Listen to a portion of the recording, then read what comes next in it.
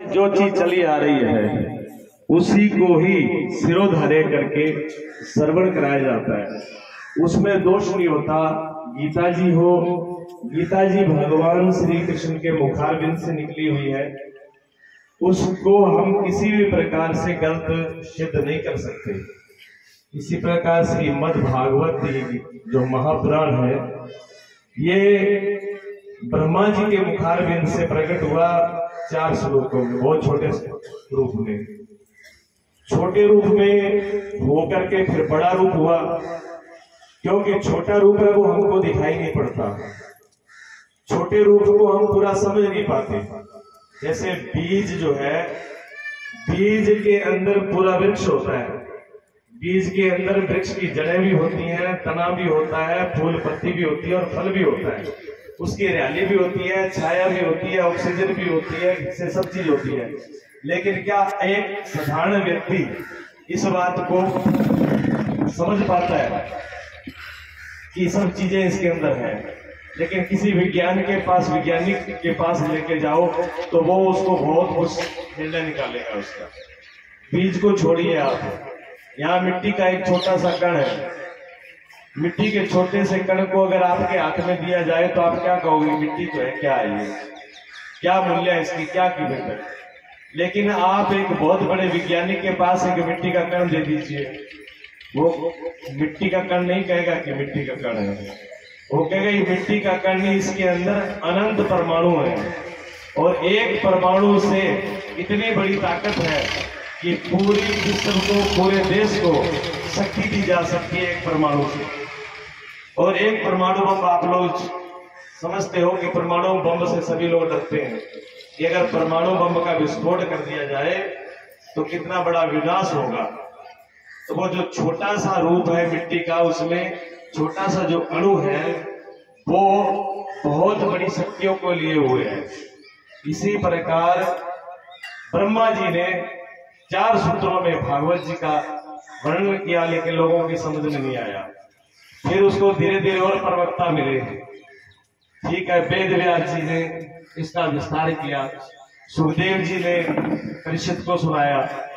जैसे जैसे बात श्रोता जैसे जैसे मिलते गए, जैसे जैसे समझ वाले मिलते गए, वक्ता वैसे वैसे इसका विस्तार करते गए।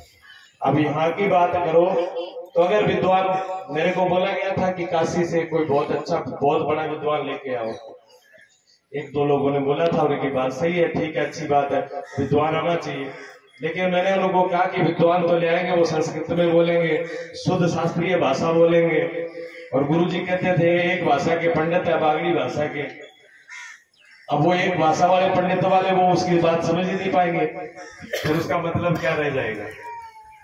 वक्ता वही सही है जिसकी बात आपको समझ में आ जाए। जिस वक्ता की बात समझ में नहीं आई, ये इसका मतलब ये नहीं कि वक्ता गलत है, वक्ता तो अपनी जगह पे सही है, बोलने वाला सही है, लेकिन उसकी भाषा आपके साथ मेल नहीं खा रही, तो वो कहना ना कहना दोनों बेकार है, ठीक है ना?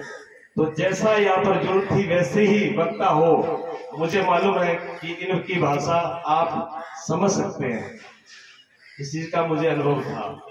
तो मैं उसी हिसाब से मैंने शास्त्री जी को कहा कि अब की बार कथा आप करोगे? शास्त्री जी ने कहा कि नहीं स्वामी जी, अब की बार मैं कथा नहीं करूंगा, एक बार बोल दिया था इन्होंने ऐसा। तो मैंने कहा नहीं, आपको वहां नहीं होगा, कथा करनी होगी। कथा करी, सब लोगों की समझ में आई, बहुत बढ़िया। इसके लिए हम शास्त्री जी को पूरे गांव की तरफ से, पूरे भक्तों की तरफ से, माता बहनों भाइयों की तरफ से बहुत बहुत साधुवाद, आशीर्वाद। सब लोगों को कैसा सुनाते रहे।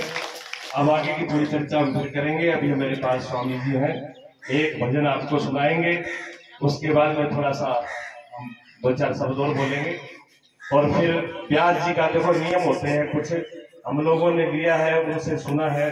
कहते हैं किसी से एक भी शिक्षा ली जाए, एक भी शिक्षा ली जाए, अगर किसी का थोड़ा सा भी एहसान हो तो भी भूलना नहीं चाहिए।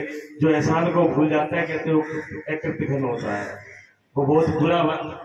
उसको शास्त्रों में सबसे अगर पापी और नहीं समझा जाता है, तो हमने कुछ नहीं हो तो कुछ ना कुछ शिक्षा जरूर ली है, तो उसके बदले में हमसे कोई मांग नहीं की उन्होंने कि आप धन चढ़ाओ, कुछ चढ़ाओ, आप तिलक करके प्रणाम कर लो, आप फूल पत्ती चढ़ा दो, कुछ नहीं है तो श्रद्धा से हाथ ही जोड़ दीजिए, उनका आभार प्रकट जरूर करना चाहिए। ये हमारा कर्तव्य है, धर्म है, फर्ज है, सब लोगों को जरूर करना है।